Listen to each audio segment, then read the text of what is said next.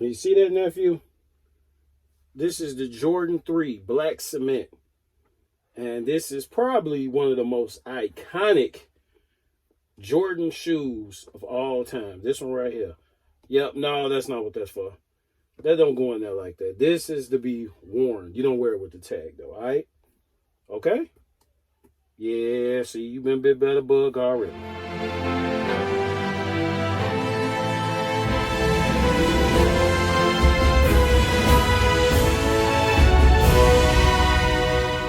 What's going on, YouTube? It's your boy, the Juggernaut of Souls, man, and we are back in the building.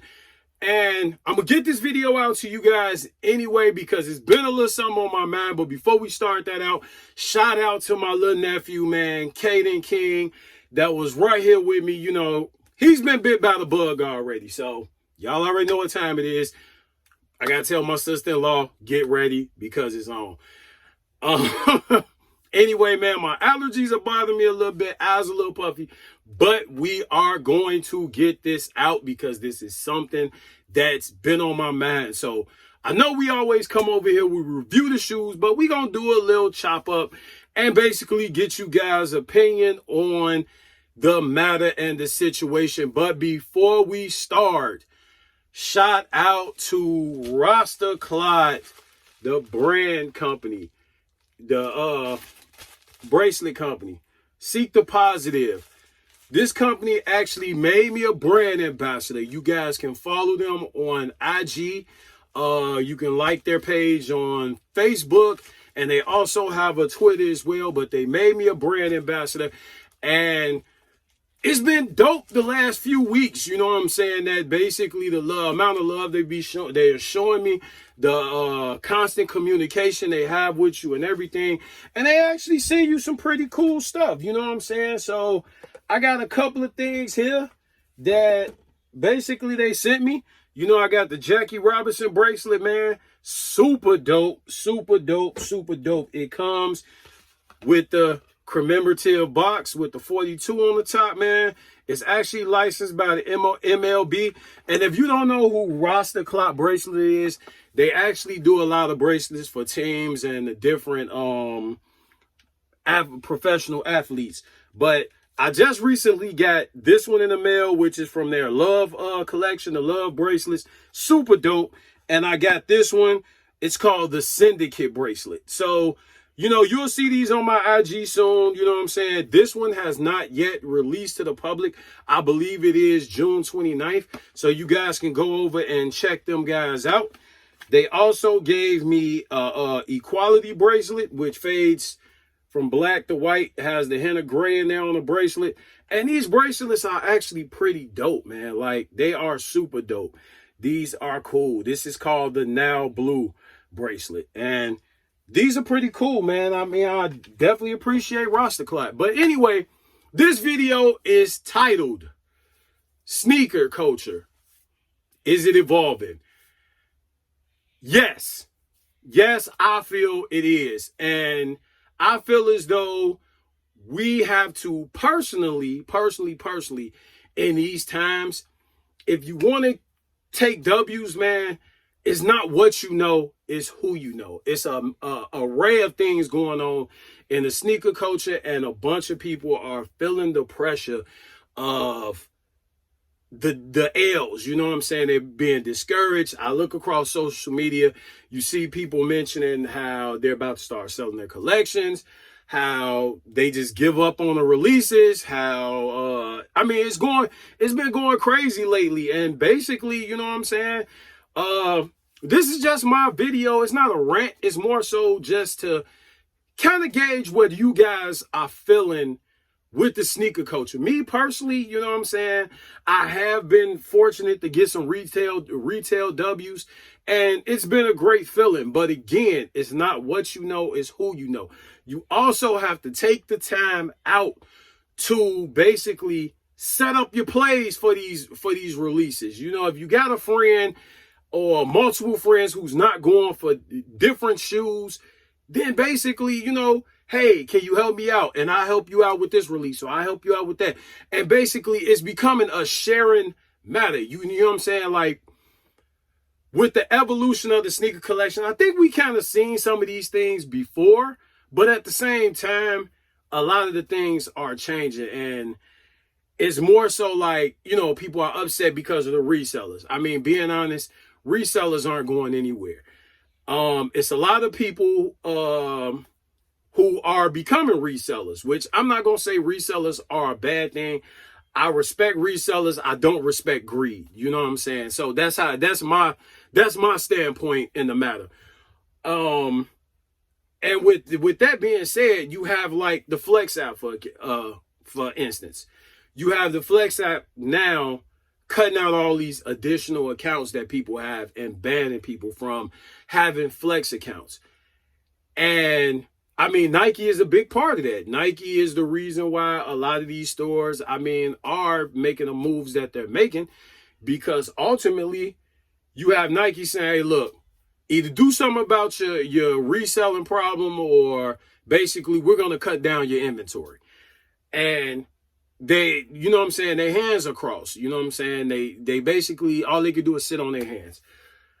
Like I said, let's talk about this in the comments below, man, because it's becoming an ongoing thing. Every release. And when people catch L's, they go straight to social media. Man, I call the L, I'm done with Sneakers app. I call the L, I'm done with Flex. I'm done with Finish Line. I'm done with Hibbits. I'm done with this. I'm done with that.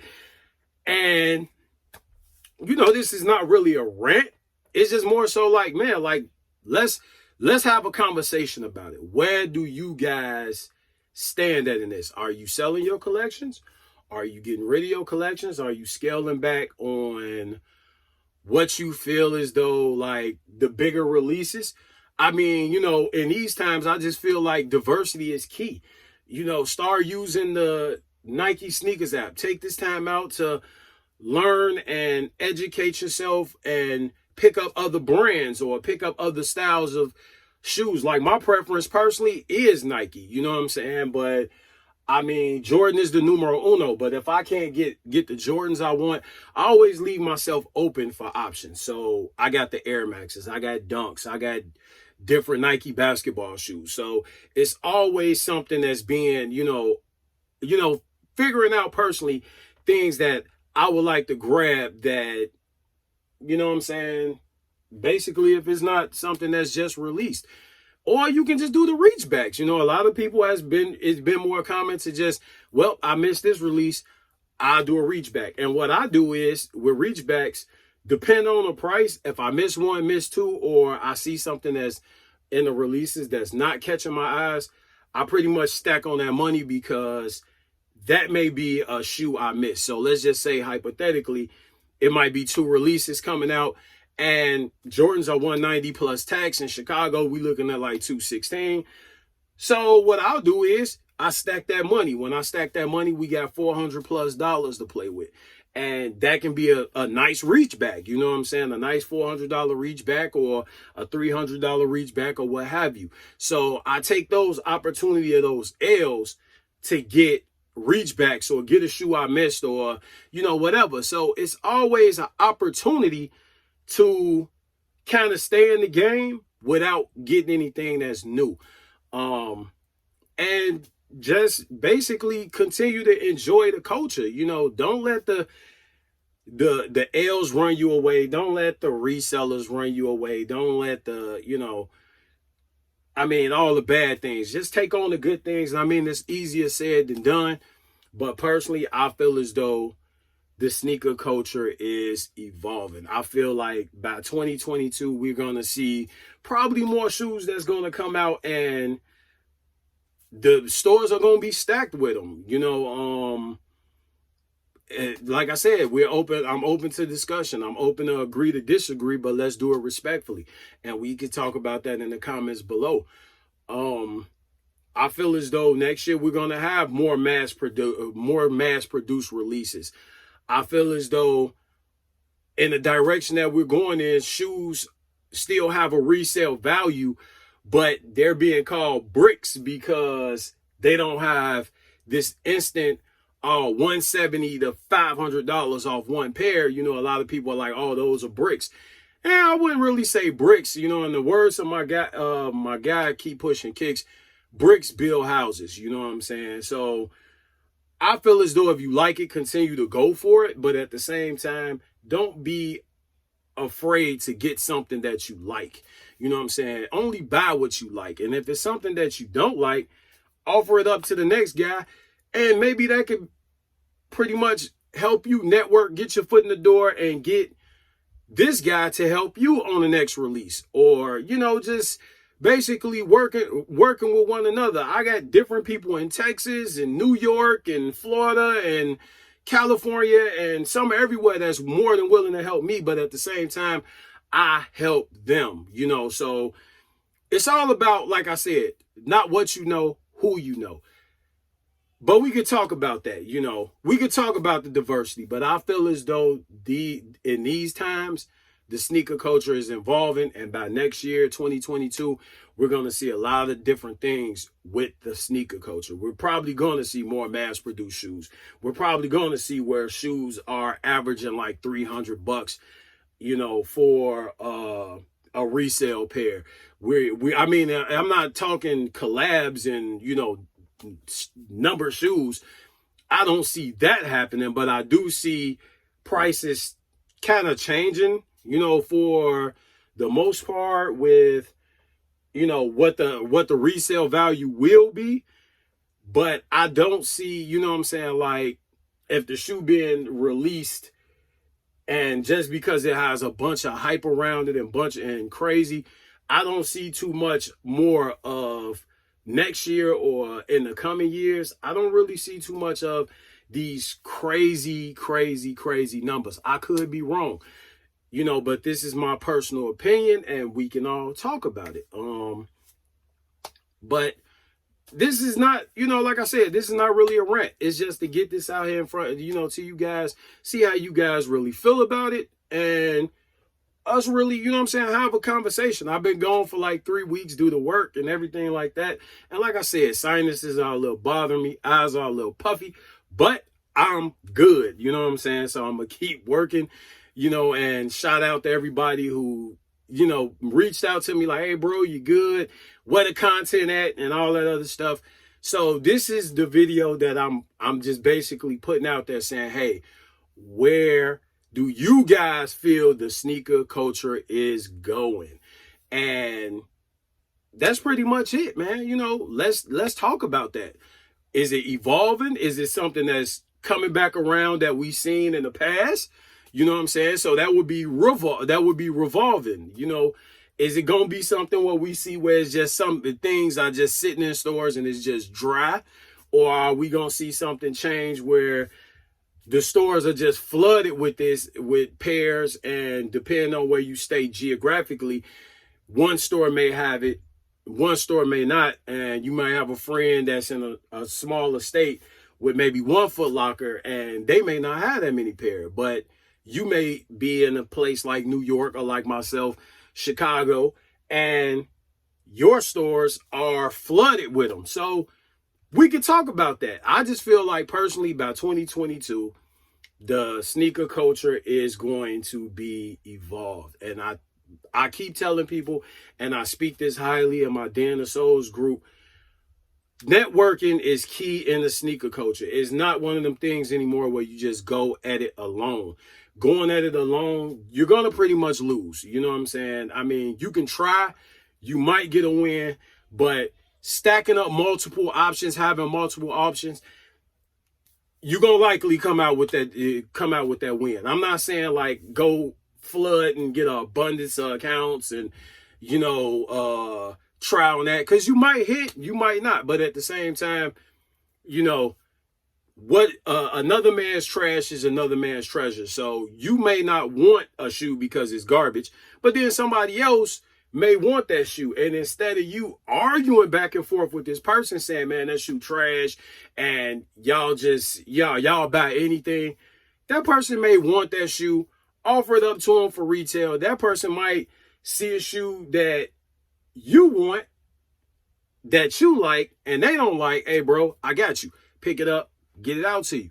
So, I mean, that's how I've built a lot of networking opportunities for myself and being able to just get get pairs for my wife, get pairs for my family, you know, and I mean, get pairs that I've actually used as trade bait to continue to build my own personal collection.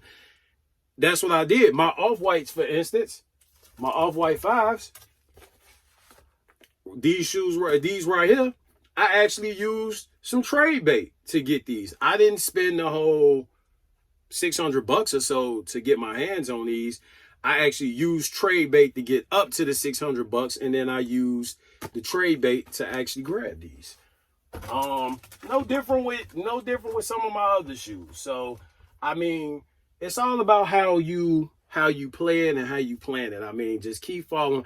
Everything surprisingly ends up with some kind of resale value, and it may not be big or significant, but catching things on sale, catching things, you know, that's basically sitting in the outlets or whatever, it's an opportunity for you to build your personal collection. So keep that in mind, because in these games, in these days of the sneaker culture, you have to learn pretty much the barter system. You know what I'm saying? Hey, I got something you need, you got something I need. You know, and it may be something that you're not willing to give, but at the same time, this person may say, hey, well, you got extra pairs of these and these and these. You might be able to work that out with a reseller. You may be able to work that out through GOAT or StockX or whatever by having one shoe that you're not going to wear whatsoever. Send that in, use it as trade bait to get those. I did another shoe. Everybody said that the metallic purple 4s were bricks. I bought a couple of pairs of those. I bought a personal pair, and then I bought a couple of additional pairs. That shoe shot up to $400. This is the court purple metallic 4s. And that's the shoe that had the 4 different colors. I actually got these for less than $300, trading a pair of, basically, I sold a pair of kicks on GOAT and got these for less than $300, man. My neutral grade 85s had to hide these. So that was just basically something I did. I mean, you know, it's not about it's about being smart, man. So having extra pairs that you may not want to use, technically may play out in your favor, you know what I'm saying? So that's pretty much it, man. Comment down below how you feel the sneaker culture is right now and where it's headed. And let's talk about it, man. It's pretty much an open discussion, you know what I'm saying? And again, you know, like because it's free, share because it's free, subscribe because it's free.